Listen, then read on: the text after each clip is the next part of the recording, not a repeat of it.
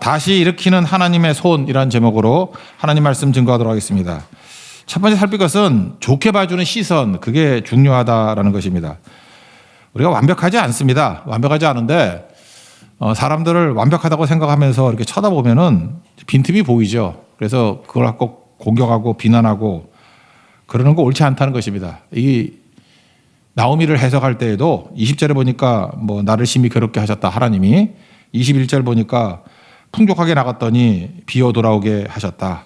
여호와께서 나를 징벌하셨다. 전능자가 나를 괴롭게 하셨다. 뭐 이렇게 말하는 걸 보면서 이걸 또 해석을 그렇게 해요. 나오미가 지금 하나님 앞에서 지금 푸념하는 거다. 원망하는 거다. 그리고 징계받은 거다. 죄값이다. 그렇게 해석하는 경우가 있다는 것입니다. 그런 게 아니고 하나님 앞에 지금 회개하고 돌아오는 거 아닙니까? 자기 고백이잖아요. 그래서 내가 하나님께 돌아갑니다. 나를 불쌍히 여기십시오. 그렇게 보는 게 올바른 거죠. 사람들은 어떤 사람의 잘못을 바라보고 난 다음에 너무 이렇게 바른 생활 하듯이 이렇게 직언할 때가 참 많습니다. 사람들이 욕에서도 상처를 입지만 바른 말 할 때 더 상처를 입을 때가 많다라는 것입니다. 그 바른 말이 정답이잖아요. 정답 누가 모르나. 그래서 상처 입은 사람에게 정답을 얘기하는 거 절대로 아니거든요. 그거 절대로 아닙니다. 그래서 오히려 그를 불쌍히 여겨주고 그가 돌아오는 것의 가치를 인정해 주는 것, 그게 되게 중요하다는 것입니다.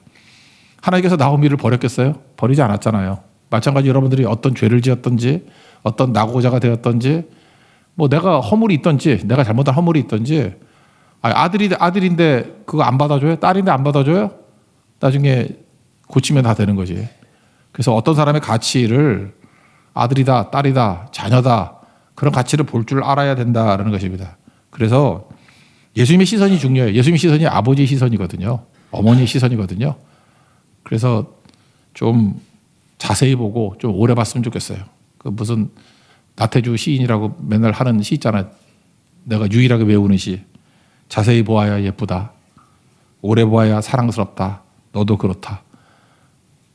짧아서 외워요. 짧아서. 시를 이렇게 써야 돼. 짧게. 그죠? 자세히 보라고요. 자세히 보면 안 예쁜 사람이 어디 있어요. 자세히 보면. 통째로 보니까 안 예쁘지. 이렇게 눈만 쳐다봐. 아니면 눈썹만 쳐다봐. 그럼 예쁘죠. 자세히 보면 다 예쁘다고요. 그리고 오래 보면은 착시 현상이 있어서 다 예뻐 보여요. 그죠? 오래 보아야 아름답다. 사랑스럽다. 너도 그렇다. 그러니까 나오미를 바라볼 때 우리가 헤세드, 이 환대의 관점에서 쭉 바라보는 것이 필요하다라는 것입니다. 하나님께서 우리를 사랑하실 때 헤세드, 구약에서 헤세드라 그러고 신약에서는 뭐 아가페라 그러는데 무조건적인 사랑이라 그러잖아요. 무조건이 뭡니까? 우리가 하나님의 사랑을 배워야 되는데 조건이 없어야 된다는 것입니다. 하나님이 우리를 사랑하는 게 무조건적인 사랑이잖아요. 헤세드의 사랑, 그다음에 아가페의 사랑. 근데 우리는 그 말버릇인지 모르지만 실제로 그런 것 같기도 해요. 자꾸만 이렇게 조건을 붙여가지고 누구를 사랑한다 그래. 나 왜 사랑해? 그러면 예뻐서, 뭐, 너 말을 잘해서, 뭐 공부를 잘해서, 운동을 잘해서, 말을 잘 들어서. 다 조건이잖아요. 그렇다 그러면 아이들이 두려움에 빠지게 되겠죠. 나 왜 좋아해? 그랬더니 공부를 잘해서 좋아한대. 공부를 잘해서 사랑한대요. 그러면 계속 공부를 잘해야 되겠다는 생각에 얼마나 두렵겠습니까? 그런 사랑하면 안 됩니다. 그런 사랑이 아니라 교회 안에서의, 특별히 가정에서의 사랑은 그러니까 조건 붙이는 게 안 좋은 것 같아요. 애들이 잘 자라기 위해서는 그냥 좋아가 제일 좋은 것 같아요. 나 왜 좋아? 그러면 자꾸 묻지 말라고. 그냥 좋은 거지. 그리고 심지어 잘못해도 좋은 거고. 아니면 아들, 딸인데 뭐 나쁜 짓 한다고 그거 안 좋아하겠어? 여전히 사랑하는 거죠. 하나님이 우리를 그렇게 사랑하신다. 그 안정 속에서 살아가는 거, 그게 헤세드 안에서 살아가는 모습이라는 것입니다. 이 사랑 받으면 우리도 그 눈 가지고 볼 수 있다라는 거예요. 우리 인간은 완벽하지 않습니다. 그래서 하나님이 우리를 바라보는 환대의 시선으로 우리도 따뜻한 눈빛, 또 따뜻한 말투, 안아줄 줄 아는 그런 모습이 되기를 바랍니다. 오늘 청소년부 잘했죠? 실제로 뭐 별로 잘하지도 않았잖아. 그죠? 그렇게 생각하면 안 되죠. 잘했다 그래야지. 제가 보니까 이게 두 종류 사람이 있을 수 있잖아요. 여기 이제 나온 부모님이라든지 뭐 아까 보니까 뭐 카메라 찍고 막 그러대. 따님이 나와가지고 한다고. 그래서 반주도 못하고 막 헤매잖아요. 그죠? 그걸 보면서 아, 저게 헤세드구나. 그죠? 헤세드구나 그런 생각이 들어요. 그러니까 자기 자녀가 있다 그러면 우리 교회에서 하는 공연 중에서 제일 못하는 게 영유아부거든요. 근데 가장 많은 부모님이 나와서 가장 많이 사진을 찍어요. 그죠? 박자도 맞지도 않고 뭐 들어 눕는 애도 있거든요. 예, 그것도 찍어가고. 그거 왜 그렇죠? 그게 환대의 마음이라고, 부모의 마음이고. 그러니까 여러분 영유아부가 아무리 잘해봐야 잘 못하잖아요. 그런데도 부모는 최고의 공연이라고. 그거 보려고 안 나오는 부모님도 나와. 하나님이 그러신다고요. 하나님 그 눈으로 우리의 모든 것들을 바라보고 계신다고. 그렇다 그러면 자기 자녀들만 그렇게 쳐다보지 말고 우리가 세상을 바라보는 눈이 그런 하나님의 눈이 돼야 된다고. 환대의 눈, 헤세드의 눈, 그리고 아가페의 눈. 그걸 원한다라는 것입니다. 그래서 나오미에 대해서 너무 냉정하게 바라보지 말고 그가 지금 하나님의 자녀가 고생하다가 돌아왔구나. 그리고 여호와께 돌아가자 그럴 때 돌아오는 모습이 있구나. 참 그런 가치가 있다. 이제 딸이 되겠네. 그리고 우리는 기대해야죠. 분명히 나오미 잘 될 거죠? 예상대로 잘 됩니다. 축복 받겠죠? 예상대로 축복 받습니다. 오늘도 예배드리는 모든 성도들 하나님의 자녀입니다. 여러분이 어떤 상태에 놓였든지 어떤 죄를 지었든지 어떤 실수를 했든지 하나님 여러분 살아가시고 분명히 이렇게 세워주신다라는 거예요. 그 하나님의 눈길 속에서 일어설 수 있는 하나님의 종 되기를 바랍니다. 그럼 그 다음에 하나님이 자녀를 다루시는 방법이 뭐냐? 심판이 아니고 징계라는 거예요. 하나님이 양손이 있죠. 오른손은 사랑의 손, 이게 품어주는 손이라 그러고 왼손은 이게 징계하는 손일 수 있잖아요. 그런데 하나님의 왼손만 쳐다보는 사람이 있어요. 왼손만 있는 거 심판이라고 그러잖아요. 심판은 버린 사람에게 하는 거예요. 심판은 끝이잖아요. 심판이 끝이 아니에요. 징계는 끝이 아니고 지금 과정이죠. 징계하고 좋게 만들려고. 그러니까 우리에게는 피어리드가 아니에요. 끝이 아니라고. 심판이 아니에요. 우리 크리스찬에게 무슨 심판이 있어요. 우리의 심판은 구원의 심판이고 상급의 심판이지. 자녀들인데 하나님 우리 살아가시기 때문에 우리를 징계하시고, 징계가 비슷한 말이 뭐예요? 훈련이라고. 훈련. 디스플린. 훈련시키신다고. 그래서 하나님께서 원하시는 모습으로 만드시기 위한 거. 히브리서 12장이 제일 많이 나오잖아요. 6절에 하나님이 그 사랑하신 자를 징계하신다. 훈련하신다는 거죠. 아들마다 채찍질 하심이라. 그러니까 징계하는 목적이 이게 망하라고 하는 게 아니잖아요. 잘 되게 만들려고, 훌륭하게 만들려고. 그래서 오늘도 보세요. 우리가 그 자기 생각이라는 강한 껍질이 있다 그랬죠. 자기 생각이라는 강한 껍질이 있을 때 하나님께서 어떻게 해요? 껍질을 깨려고 그러니까 좀 센 걸로 깨야 되잖아요. 그래서 사람 채찍. 그래서 야곱 같으면 라반이라는 험한 사람들 보내가지고. 그리고 또 인생 막대기. 그게 뭐겠어요? 질병, 나병이라는 거, 뭐 아니면은 환도뼈가 깨지는 거. 왜요? 그렇게 해서라도 사는 게 낫잖아요. 살려야 될 거 아니에요. 하나님께서 아들을 다루시는 방법이 그런 거라고. 하나님이 그렇게 우리를 다루십니다. 그럴 때 그거 바라보면서 저거 심판이다, 저거 망하는 거다.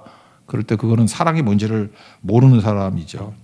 징계는 다 받는 것이거든. 너에게 없으면 사생자고 친아들이 아니라. 그래서 우리 크리스천들에게는 다 징계가 있습니다. 훈련이 있습니다. 왜요? 우리 사생자 아니거든요. 참 아들, 참 딸이기 때문에. 그래서 이거를 꼭 붙드는 모습이 있어야 된다는 거예요. 저도 그래요. 우리 뭐 제 자녀들이 뭐 잘못했을 때 제가 훈계도 하고 혼내기도 하고 그러는 것이, 옆집애가 잘못하는 데가 왜 나섭니까? 나섰다가 잡혀가지고 오려. 그죠? 왜 아저씨가 나서? 그럴 거 아니에요. 그러니까 잊지 말라고. 하나님께서 여러분들에게 이렇게 나서서 훈련시키고 징계하시는 이유가 뭐예요? 참 아들이기 때문에 그렇다는 거예요. 그래서 여러분이 깊이가 있다 그러면 참 아들이기 때문에 내가 징계를 당하는 거구나. 난 분명히 잘 될 거야. 하나님 나를 건져주실 거야. 주의 손이 나를 붙들 거야. 그걸 잊지 않는 하나님의 종 되기를 바랍니다. 잠언 얼마 전에 했죠. 13장 24절 보니까 매를 아끼는 자는 그의 자식을 미워함이라. 자식을 사랑하는 자는 근실이 징계하느니라. 나는 요즘에 그 뭐 교육학 하신다는 분들 뭐 나 별로 마음에 안 들어. 무슨 어떤 선생님, 오은영 선생님. 그래서 내가 하도 보라고 해서 몇 번 봤어. 봤더니 애들 패긴 왜 패요? 뭐 잘 돌봐줘야지 어쩌고 저쩌고 그러는데, 하고 눈도 이상하게 부라리면서 쳐다보고 보기 싫더라고요. 한번 생각해 보세요, 여러분들. 하나님 말씀이 있고 오은영 박사가 있어요. 누구 얘기 들어야 돼? 누구 얘기? 누구 얘기 들을 거예요, 여러분들? 하나님 말씀 들어야지. 하나님 말씀이 옳은 거지. 그 오은영 박사 이러다가 또 10년 있다가 또 이름 바뀔지 어떻게 알아? 여러분 그거 아세요? 그 유명한 박사님들, 난 박사를 안 믿어. 박사를 내고 싶어. 이유가 뭐냐? 제가 초등학교 다닐 때까지만 해도요, 우리 어떤 교육이 있었는지 알아요? 엄마 모유가 안 좋대. 우유가 완전 식품이래요. 그래서 분유 좋은 거 먹으면 된대. 그래서 그때 가난한 사람만 모유 먹였고, 전부 다 부잣집 애들은 다 우유 먹인다고. 나는 그때 그랬어요. 나는 하나도 아는 지식도 없었지만 그때는 성경 하나만을 믿었거든요. 어렸을 때도. 그럴 리가 있나? 난 그랬어요. 그럴 리가 있나? 아니, 하나님이 주신 게 최고지. 분유가 좋다고? 그래서 나한테 그러더라고. 네가 무슨 근거로 그러냐? 나 근거 없어. 근데 그럴 리가 있나? 하나님 주신 게 최고지. 그래서 나중에 시간이 해결해 준다 그러다, 시간이. 시간 지나놓고 보니까 요즘에 뭐라 그래요? 모이 먹이는 열풍이 일어나잖아요. 모이보다 좋은 완전 식품이 없다 그러잖아요. 애들 모이 먹여야 똑똑해진다 그러잖아요. 안 그렇습니까? 제가 우리 부모님한테, 특별히 어머니한테 받은 최고의 축복이 저 3살까지 모이를 먹었대. 그래서 모이 먹어가지고 내가 그래서 건강한가 봐. 그래서 별로 그렇게 크게 아프지 않아. 물론 폐암 걸린 사람이 별소리 다 한다고 할지 모르지만 그 전까지 내가 숨을 잘못 쉬어서 그렇게 된 거지. 뭐 내가 별로 아프지 않았거든요. 내가 굳이 말한다고 그러면 그 모이 먹으래. 내 친구들 부잣집 애들 다 우유 먹는 애들 나하고 싸워서 다 졌어요. 박살나고. 나 벽에 치고 3번 날라서 성공을 했는데 걔네들은 한 번 치고 떨어지고 막 그랬다고. 그러니까 하나님 주신 게 최고죠. 어디 그따위 소리를 하고 있어. 여러분, 그래서 세상에서 말하는 이론들 절대 믿지 마세요. 하나님 말씀이 그렇다 그러면 글쎄 뭐 그게 맞을 거예요. 분명히 맞을 거라고. 하나님이 하라는 대로 하고. 난 그거 믿어요. 아들아, 꿀을 먹어라. 나 그거 믿어요. 아들 낳았으면 잘 모르겠어. 난 그래서 이유가 뭐냐 그러면 잠언에 나오거든. 아들이 꿀 먹으래. 좋대 하여튼 간에. 난 모르겠어. 그래서 꿀 맨날 퍼먹어요. 낫더라고 애들. 뭐 꿀 먹어서 난 사람 되게 많아요. 요즘 내가 막 먹으니까 우리 어머니도 꿀을 먹어가지고 기력이 막 팔팔해가지고 이러다 100세 사시겠어 진짜. 진짜 그래요. 꿀이 또 효과가 있더라. 꿀이 꿀 먹으라 꿀. 근데 우리 어머니는 아들이 아닌데 하여튼 모르겠어. 그러니까 이 남성 호르몬이 많이 나오는가 봐 요즘에. 하여튼 간에 아들아 꿀을 먹어라. 내가 볼 때 아들에게 줄 수 있는 최고는 꿀이에요. 꿀 먹이라고. 이유가 뭐냐? 참원에 먹이라 그랬어. 뭐 딴 거 먹이란 말 전혀 없잖아. 말씀 먹이라 있고 꿀 먹으라 두 가지가 있어. 꿀 먹으라고요, 꿀. 그래서 요나단 뭐 도망칠 때도 그 나오잖아요. 그 전쟁할 때 뭐 금식하라 그랬는데 꿀 먹고 힘을 얻고 그러잖아요. 아버지가 멍청하다고. 이게 꿀 먹으면 눈이 번쩍번쩍 뜨고 싸움에서도 이기는데 왜 꿀을 안 먹이냐고. 제가 볼 때 꿀 먹으면 공부도 잘할 것 같아. 난 이유는 모르겠어요. 하나님 말씀대로 한번 순종해 보라고. 난 모르겠어요. 이유는 그런 모습들이 있어야 된다는 것입니다. 그러니까 뭐예요? 하나님께서 우리에게 제일 좋은 거 주신다. 하나님 우리 다루시는 방법이 징계도 하시지만 하나님 말씀대로 이렇게 또 어루만져 주시기도 한다는 거예요. 그래서 진짜 사랑하는 사람은 근실히 징계한다. 여러분, 근실히 징계하는 게 쉽지 않아요. 그냥 아이들 대충 귀찮을 때 게임기 하나 줘가지고 알아서 살아. 이게 쉬운 거지. 부모도 지치죠. 아이들 근실히 징계해봐. 계속해서 진리를 알려주고 뭐 얘기를 해주고 그게 얼마나 중요한 건데. 제가 그래서 뭐 이렇게 징계까지는 아니지만 뭐 훈계하는 건 아니지만 저는 그래요. 이렇게 대가들한테 한 번씩 보내고 그랬어요. 우리 큰애가 그래도 좀 경제를 좀 아는 것 같아. 왜냐하면 우리 처갓집에 우리 장인께서 경제 쪽 했거든요. 그러니까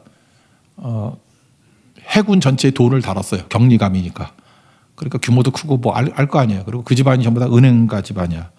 그래서 우리 큰딸을 내가 한번 보냈어. 할아버지한테 가가지고 내가 말해주면 내가 물어보면 안 말해줄 거야. 네가 가가지고 할아버지한테 경제 지식과 경제에 관한 모든 노하우를 다 뽑아먹고 와라.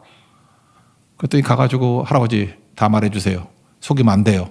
눈 똑바로 쳐다보고. 그러면서 다 얻어갖고 왔어요. 근데 그때 어렸을 때 그 경험이 되게 중요한 것 같아요. 그 얘기 듣는 거. 또 어떤 우리 뭐 자기 삼촌이라고 부르는 어떤 또 우리 교회 집사님이 있는데 그 친구가 하여튼 잡다한 지식이 많아요. 그래서 저 삼촌한테 가가지고 하여튼 모든 지식을 다 뽑아 알아. 역사에 관한 지식. 그래서 만나가지고 대만 선교 갔을 때 뭐 몇 시간 이렇게 얘기 듣고 하더니만 역사에 대한 또 궁금증이 생겨가지고 한나라부터 시작해서 뭐 조선왕조 완전히 꿰뚫고 제가 그렇게 역사 교육을 시키고 싶었는데 제가 볼 때 걔는 학교에서 배운 거 아니에요. 우리 교회 집사님, 교회 삼촌 이런 사람한테 배운 게 더 많다고. 뭐예요? 아무나 붙여주지 않습니다. 대가한테만 붙여줘요. 뽑아오라고. 그리고 어떤 기도하는 사람은 영적으로 이렇게 성숙한 사람이 있으면 그게 가가지고 신앙생활의 진수가 무엇인지 알려달라고 해라. 그게 교육이죠. 사실 저도 대충 하는 게 편해요. 근데 굳이 그렇게 시간을 내가지고 그렇게 만나게 해주고 이끌어주고 하는 이유가 무엇입니까? 자녀기 때문에 그래요. 근실이 이제 충고하고 근실이 훈련하는 모습이 징계하는 모습이 있어야 된다는 것입니다. 하나님이 양손이에요. 한 손으로는 징계도 하시고 한 손으로는 채워주시는 그런 하나님이라는 것입니다. 그게 되게 중요한 거죠. 그러면 하나님의 은혜를 받죠. 세 번째 단계는 은혜를 받으면 우리는 그래요. 어떤 사람이 이렇게 결심해가지고 뭐 뜻이 이루어지는 것 같은데 결심해서 뜻이 이루어지는 게 아니고 자기가 체험했던 것들을 또 줄 수 있어요. 받은 걸 줄 수 있는 거라고.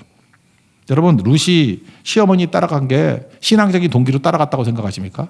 제가 볼 때 그거 아니고 그냥 환대하는 마음이에요. 어머니가 불쌍하고 그래서 따랐던 것 같아요. 그랬더니 우리가 누구에게 환대한 것은 하나도 버림받지 않아요. 이 보아스가 사실 예수님 상징이잖아요. 나중에 3장 10절 보면 내가 베푼 인애, 이게 헤세드거든요. 환대, 인애, 이거 사랑으로 번역할 수도 있고 은혜로 번역할 수도 있고 특별히 환대로 번역해요. 환대. 처음보다 나중이 더 하도다. 일단 어머니 따라온 게 환대였고 그다음에 어머니 위해서 이렇게 뭐 이삭 죽기도 하고 가정생활을 이끌어가는 것도 환대였고 그래서 내게 하나님의 인애, 하나님의 헤세드가 떠나지 않는다. 그래서 하나님의 은혜를 체험한 걸 은혜로 갚잖아요. 환대를 체험한 걸 환대로 갚잖아요. 그럴 때 하나님께서 또 환대를 주시죠. 여러분 그 재밌지 않아요? 그 둘이 보아스하고 사이에서 낳은 아이의 이름이 오벳이죠. 오벳. 오벳인데 오벳이라는 이름이 종이라는 뜻이거든. 아니 세상에 자기 아들 이름을 종놈이라고 짓는 사람이 어디 있어? 오벳 에돔 그러면 뭐예요? 에돔의 종이에요. 오벳 에돔. 오벳이 종이라는 뜻이거든. 근데 왜 애를 이름을 종이라고 지었을까요? 예수님이 상징하는 거예요. 세상 죄를 지고 가는 하나님의 어린 양, 또 우리의 모든 짐을 지고 가는 고난받는 종. 그 종이라고 하는 메시아적인 의미가 있는 거죠. 그래서 룻의 아들이 오벳이에요. 오벳. 오벳. 이세 아버지 오벳이라고 오벳. 종이란 거예요. 근데 나오미가 슬프고 괴로웠을 때 나중에 오벳을 안고 영광 받죠. 아들 없잖아요. 둘 다 죽고 남편 죽었잖아요. 근데 하나님께서 그에게 다시 환대로 갚아주시죠. 그래서 이 룻기에서 계속 나오는 건 뭐냐면 하나님께 우리가 환대를 받지 않았습니까? 은혜를 받지 않았습니까? 은혜를 받은 거를 룻은 흘려보내고 흘려보내면 또 다시 보아스의 은혜를 받고 그랬더니 하나님께서 또 아들이라는 은혜를 주시고 환대를 주시고 그거 가지고 또 흘려보내고 그래서 시간이 가면 갈수록 이게 어디로 가는 거예요? 아, 이게 메시아의 흐름으로 가는 헤세드라고. 우리 인생이 그렇게 돼야 된다는 것입니다. 그러니까 여러분들 지금부터 가정에서부터 뭘 가르쳐야 되냐면 헤세드를 가르쳐야 돼요. 환대를. 환대는 주는 것부터 배우는 것이 아니라 받는 것부터예요. 하나님께 환대 받는 것. 하나님의 은혜를 받는 것. 하나님 나를 불쌍히 여겨주세요. 하나님 은혜 받기를 원합니다. 나를 건져주세요. 받으면 무조건 흘려보내야 돼. 무조건. 한 번 흘려보내면 또 와요. 또 흘려보내면 또 오고. 그래서 교회가 계속해서 이게 활성화되는 거라고. 오늘도 보니까 뭐 아까 우리 황 목사님이 사진을 찍어 왔대. 그래서 뭔가 했더니 식당이 만석입니다. 뭐 그러더라고. 잘 먹고. 그러니까 점점 이렇게 좋아지죠. 어디 갈 데 없는 데가 보이는데 사람들이 와가지고 밥도 먹으니까 좋고 해주시는 분도 기쁘고 또 잘 먹어서 감사하다 그러고 또 분위기가 뜨거워지고 아마 이게 계속 활성화되다 보면 아마 우리가 이 지역을 살리는 교회가 될 수도 있고 어떤 이 국가를 살리는 교회가 될 수도 있고 또 세계에 기여할 수 있는 교회가 될 수 있는 거라고. 왜요? 환대를 주고받다 보면은 이게 스파이럴이 돼서 나사같이 돼서 어마어마한 일들이 벌어지게 된다라는 것입니다. 그러므로 여러분들 작은 환대부터 받는 것부터 하십시오. 그리고 흘려보내고 무조건 받은 것을 흘려보낼 때 그때 능력이 임하게 된다라는 것입니다. 그리고 그 다음에 나오는 게 뭐예요? 하나님의 이 오른손에는 왼손과 오른손에는 축복이 숨겨져 있다라는 것입니다. 하나님께서 우리를 다루시는 방법이 그냥 한꺼번에 주시는 게 아니고 어떤 방법이냐면 약간은 희석시키는 방법이에요. 우리가 국을 먹었는데 소금이 좀 많이 들어가서 짜요. 짜면은 여러분 어떻게 합니까? 그걸 뭐 증발시켜가지고 소금을 뽑아내나? 그렇게 안 하고 재료를 더 넣거나 물을 더 집어넣죠. 그걸 뭐라 그래? 희석시키는 방법이죠. 너무 짜면은 없애는 게 아니고 축복을 더 주셔가지고 희석시키는 방법으로 쓰신다고. 그래서 대부분 우리의 삶에 있는 것들은 우리는 그걸 잘 몰라. 그래서 내 인생에 소금 같은 이렇게 짠 고난이 있어. 그럼 고난을 없애주세요, 없애주세요, 없애주세요 그러는데 고난이 없어지는 경우도 있지만 잘 보세요, 여러분 인생을.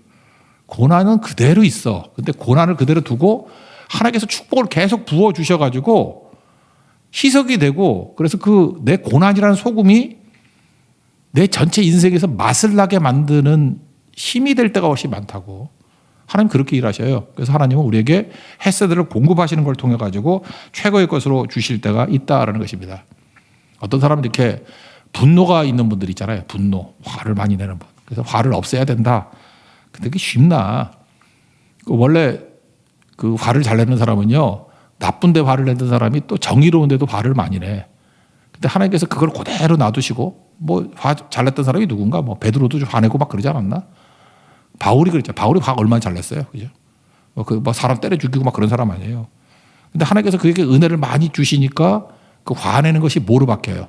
믿음의 용기로 바뀌어요. 그 용기 있는 사람들은요, 그 예수 믿기 이전에 좀 분노하고 좀 맛이 간 애들이 훨씬 많아요. 그걸 하나님께서 은혜를 주셔가지고 용기 있는 사람을 만들어 버린다고. 그래서 이렇게 사람 쓰시는 걸 보면, 아, 쟤는 하나님의 은혜 받으면 정말 용기 있는 용장 되겠구나. 그렇게 느끼는 사람이 있다고. 또 그렇게 되는 경우가 있다는 것입니다. 어떤 사람 맨날 염려, 근심, 세상의 모든 염려를 혼자 다 하는 사람 있죠. 그렇지 않습니까? 뭐 이 동네 염려 끝나면 저 동네 염려까지 다 하고 혼자 막 연예인 염려하고 막 그러잖아요. 그죠? 저거 어떡하나 그러고. 그런데 그런 사람에게 하나님의 은혜가 임하면 염려를 없애준다기보다도 그 염려하는 성격은 그대로 있는 것 같아. 근데 하나님의 은혜를 막 부어주셔가지고 이제 염려를 안 하고 다른 사람에 대한 배려심으로 가더라고. 우리 못 봐요. 그 사람. 그 사람의 약점이 뭔지, 그 사람의 부족이 뭔지. 근데 염려 많이 하는 사람은 그 사람의 부족분을 본다고. 그래서 하나님이 주신 은혜를 가지고 그를 배려해줘요. 아, 그러니까 저런 눈은 염려하던 사람이 배려하는구나. 그를 깨닫게 된다라는 것입니다. 또 우리 두려워 말라 그러잖아요. 막 두려움, 특별히 공포에 사로잡힌 사람이잖아요. 두려움이 좀 큰 사람들 있죠. 하여튼 뭐든 다 두려워해. 근데 그런 사람에게 하나님이 은혜를 주시면 두려움이 사라진다기보다도 그 두려움을 이렇게 희석시켜가지고 오히려 신중하게 하는. 그래서 교회에서도 보면 어떤 의사결정을 내릴 때 경솔하지 않고 되게 신중하게 결정 내리게 할 때 쓰임받는 보면 옛날에 믿음 없을 때 되게 두려움이 많던 분이었어요. 근데 그게 은혜로 충만해져가지고 신중한 결정을 내리는 좋은 리더가 되는 모습을 보기도 한다는 것입니다. 그러므로 여러분 잊지 마십시오. 지금 하나님이 여러분 갖고 있는 거 물론 죄나 마귀로부터 온 것들은 뽑아서 없애버리겠죠. 근데 지금 얘기했던 건 우리의 연약함들이거든요. 어떻게 보면 우리의 한계, 허점들이거든요. 허물들이에요. 허물들을 그대로 두시고 하나님께서 막 은혜를 부어주셔가지고 그것이 진짜 감칠맛이 나게 만드는 그냥 맛을 찾은 소금 되게 만들어 주신다는 거예요. 그래서 정말 그거를 짜다 그러지 않고 간이 맞는다 그러잖아요. 간이 맞는다. 우리 인생에 간을 맞출 정도의 고난으로 주님께서 만들어 주신다라는 것입니다. 여기 잘 보세요. 룻이나 나옴이나 고난이 없었다 그러면 이 인생이 이만큼 이렇게 맛이 나겠어? 재밌겠어요? 룻기 재밌잖아요. 읽어보면은. 이유가 뭐예요? 그들이 그대로 있는 거잖아요. 아, 남편이 죽었는데 살아나나? 아들이 죽었는데 살아나나? 그대로인데 하나님께서 그 위에 은혜를 부어주셔가지고 나중에는 어떤 일이 벌어집니까? 메시아 조상이 되고 오벳인데 그게 다윗 가문의 할아버지잖아요. 할아버지. 그런 걸 보면서 야, 이걸 뭐라 그래요? 이건 우연이 아니구나. 하나님의 섭리구나. 그런 거예요. 그러므로 여러분들 인생에서 쓰레기통에 버릴 거 하나도 없습니다. 하나님께서 우리에게 필요한 것으로 불러주신 거예요. 한번 생각해 보세요. 누가복음 5장에 보면은 베드로가 밤새도록 고기를 잡았는데 하나도 못 잡았어요. 그거 우연입니까? 지가 뭐 게을러서 그런 거예요? 그거 아니죠. 잘 보니까 그거는 하나님께서 의도하신 거 아니에요? 하나님이 그쪽으로 이끌어 가신 거 아닌가? 난 그렇게 되고 우연이라고 생각하지 않아요. 고기 못 잡게 만든 것도 하나님이 난 손길이라 주의 손이 함께한 거라 생각해요. 왜 그날 고기한테 정신 차려 그 근처 가면 안 돼 그렇게 아마 명령을 냈던 것 같아. 고기야 피해 나가 뭐 이러고 그죠? 고기가 그때 부흥회가 일어났어. 그래서 절대로 그 근처로 가면 안 되고 딴 데 가 있는 거라고. 하나님께 고기에게 명령하실 수 있잖아. 그래서 한 마리도 못 잡게 만들었다고 베테랑한테. 그래서 아침이 됐을 때 이제 베드로에게 진짜 중요한 사건을 보여주기 위해서 야, 너 깊은 곳 가서 그물 던지라 그랬더니 밤새도록 고기 잡고 지금 그물 다 정리했는데 귀찮잖아요. 그렇지만 말씀에 의지하여 그물을 내립니다. 그랬더니 그물 엄청나게 2배가 막 가라앉을 정도로 잡게 되지 않았습니까? 그때 뭘 깨달았어요? 사람 나는 어부가 되는 거죠. 주님 나를 떠나서 난 죄인입니다. 그때 비로소 예수님 만나는 거죠. 그러니까 이 사건을 보면은 그의 고기 잡지 못하는 실패조차도 하나님께서 섭리 가운데 의도하신 거라고. 그러면 여러분들 인생에서 고기 하나도 못 잡은 인생들 있죠. 그거 망한 거 아니에요. 뭐 죄 때문이다, 뭐 나쁜 거다 이렇게 생각하지 말고 그 다음에 하나님이 나에게 인생에서 뭘 주시려고 이걸 하시나. 밤새도록 고기를 못 잡았습니까? 그러면 다음날 예수님의 말씀 듣고 순종했을 때 만선되는 거, 고기 잡는 걸로 끝나는 게 아니에요. 거기서 그 인생의 터닝 포인트를 만나게 되는 정말 역사적인 크리티컬 포인트가 된다는 거예요. 그 인생에. 우리 인생에 그런 게 너무너무 많습니다. 제가 이번에 들어보니까 어떤 자매는 뭐 수능을 봤는데 뭐 답을 다 못 썼다며. 그것도 하나님이 인도하심이라 생각해요. 못 쓰면 또 어때? 또 못 써가지고 또 나는 그런 거 너무 많이 봤어요. 제가 얘기했잖아요. 대만에서 지금 제 제자인데 되게 잘하는 선교사가 있어요. 오세원 선교사라고. 제가 수학을 가르쳤거든요. 수학이 날아가야 되는데 뭐 하여튼 실수해. 걔도 뭐 비슷했던 거 아니야. 기억이 잘 안 나는데 뭘 풀었는데 뭐 답을 안 썼대. 그런 애도 있나? 난 잘 모르겠어. 그래서 걔가 어떤 대학 그 경제과를 갔어야 돼요. 원래 경제과 더 훨씬 높았으니까. 죄송합니다. 중국어가 낮다는 소리는 아닌데. 예. 그때 낮아서 중국어과가. 근데 자기가 원래 충분히 가고도 남을 그 과에는 떨어졌고. 그래서 어떤 대학 중국어과. 아마 그 대학에서는 중국어가 제일 좋을 거야. 우리나라에서. 그죠? 외국어 대학 중국어과. 그러니까 중국어는 외국어 대학이 제일 좋지 않나? 모르겠어. 난 잘 모르겠는데. 거기를 붙었어요. 근데 걔는 계시력보다도 좀 떨어지는 데 붙은 거예요. 딴 대학 말고. 근데 그게 그의 인생을 바꾼 거예요. 그다음 몇 년 지나고 나니까 뭐 대만에 가가지고 어떤 선교사, 이동희 선교사님이라는 분 밑에서 뭐 중국어 배운다 그러고 거기서 자기도 또 아르바이트 하고 있대. 그래서 중국어 대가가 되고 또 산지 쪽들 돌아다니고 그러다가 대만 침신에 대학원 들어가고 그다음에 나중에 중국 선교사를 갔다가 또 대만 와서 지금도 뭐 그분보다 잘 사역하는 분이 없을 정도로 잘하고 있거든요. 그래서 제가 그 고등학교 때부터 내가 그 과정을 알잖아요. 실패였어요, 실패. 실수였어요. 그리고 낙심이었다고.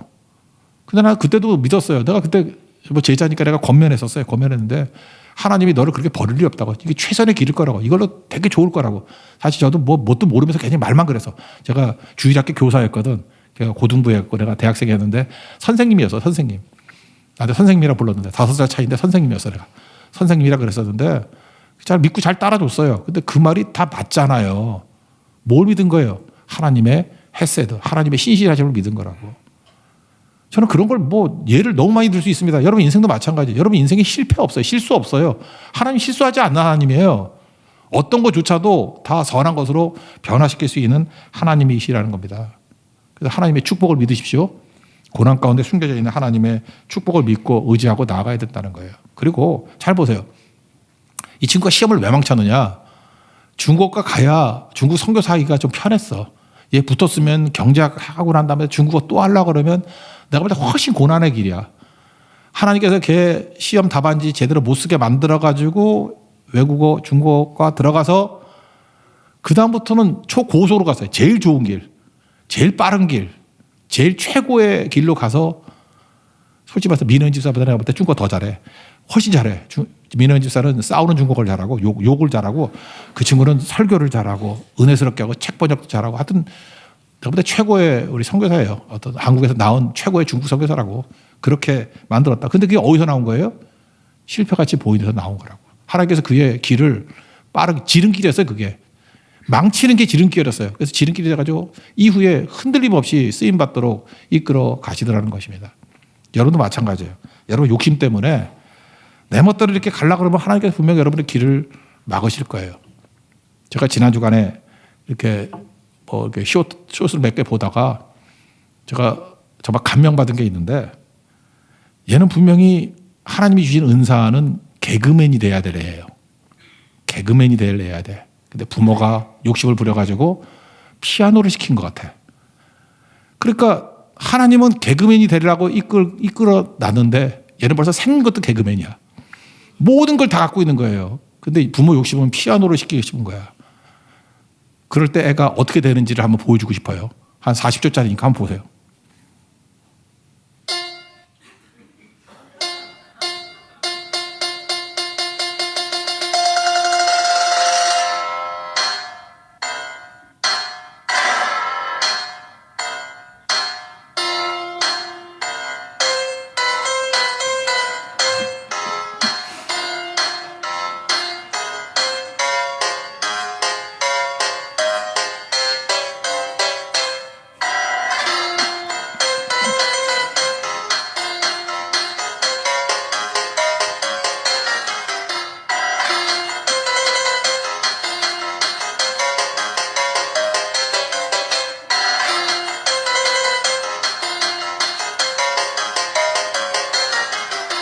저 이런 거 보고 삽니다.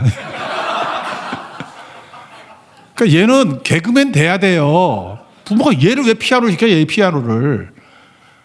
얘는 곧 개그맨으로 갑니다. 네. 하나님께서 우리에게 은사라 그랬죠. 하나님이 인도하시는 길이 최고의 길이에요. 은사가 세 가지가 있다 그랬잖아요. 일단 좋아하는 거, 그 다음에 잘하는 거, 그리고 옳은 거. 저는 이게 세 가지가 되게 중요하다고 생각해요. 예를 들어서 은사는 좋아하는 거 뭐가 있죠? 이렇게 노래 좋아하는 거 있었잖아요. 근데 은사 좋아만 한다고 되는 건 아니죠.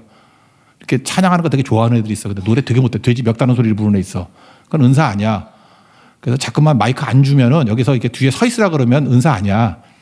자꾸만 너 불러봐 그러면 은사고. 그러니까 좋아하는 건 있어야 돼요. 그리고 또 하나는 잘해야죠. 잘해야죠. 잘하는 거. 근데 잘한다고 또 은사도 아니에요. 잘하는데 좋아하지 않을 수 있어요. 제가 그랬어. 제가 수학을 잘했거든요. 그리고 저를 그 회계사 이런 거 할 때 시험도 붙고 잘했어요. 공인회계사 이런 거, CPA. 근데 난 그게 재미가 없어. 나 그걸로 평생 먹고 살 생각하니까 머리가 띵해. 정말이에요. 숫자 보고 이걸 먹고 살라고? 난 죽어도 못해. 그래 은사가 아니에요. 저는 이상해요. 저는 영어를 잘 못했고 국어를 잘 못하고 수학, 화학, 물리 이런 걸 잘했어요. 내가 보면 참 인생이 참 저주받은 인생이지. 내가 써먹을 건 하나도 못하고 안 써먹을 것만 잘해.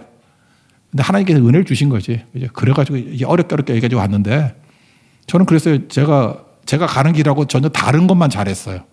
근데 그 은사 아니잖아요. 내가 뭐 잘하면 뭐래 그거. 안 하잖아요. 세 번째 은사가 뭐예요? 옳아야 되죠. 어떤 사람이 소매치기를 잘해. 좋아해. 그렇지만 그거는 은사 아니지. 옳은 거 아니잖아요. 그죠? 그래서 이 점검할 때 좋아야 되고 잘해야 되고 옳아야 되고 얘는 개그맨 하면 뭐 일단 좋아할 것 같은데 얼굴 표정 보세요. 벌써 나 웃겨가지고 나 이게 세 번, 네 번 봤는데 또 웃겨.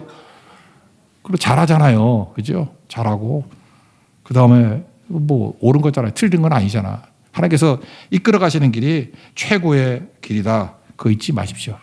하나님이 부르시는 그 길을 걸어가면 특징이 뭐냐? 어떤 어려움이 온다 할지라도 이겨낼 수 있습니다. 모욕을 이겨낼 수 있어요.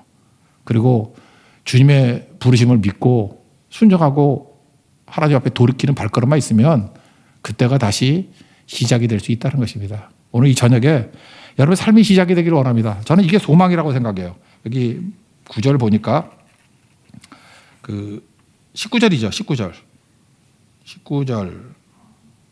19절이 아니네. 22절 하반절에 보면 그들이 보고 추수 시작할 때 베들레헴에 이르렀더라. 이게 보리 추수 기간이라고 그러죠.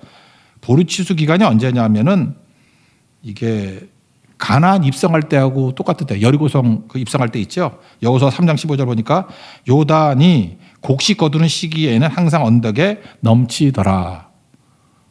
우리는 이미 알고 있지만 모른다 그래도 요거 근거 보면 알 수 있죠. 이 보리 추수 거둘 때가 언제냐면 6월절이에요.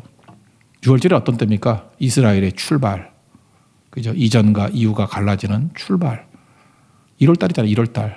이때가 시작이라고. 되게 상징적인 의미가 있어요. 보리 추수 시작할 때 베들레헴에 이르렀더라. 그러니까 돌이키기 시작하고 하나님의 헤세드를 느끼고 헤세드의 방향을 향해서 내가 나아가기 시작할 때부터 하나님께서 여러분들 오른손으로 채워주신 것이 시작이 됩니다. 오늘도 이 밤 하나님의 축복의 시작이 되는 밤 되기를 원합니다. 모든 걸 누리고 이후에 이제 어마어마한 일들이 벌어지게 될 것입니다. 하나님께 받은 은혜를 누리고 은혜를 흘려버려서 한 주간에도 승리할 수 있는 하나님의 거룩한 종 되기를 축원합니다. 예, 자리에서 일어나겠습니다. 주님의 선하심 찬양하겠습니다.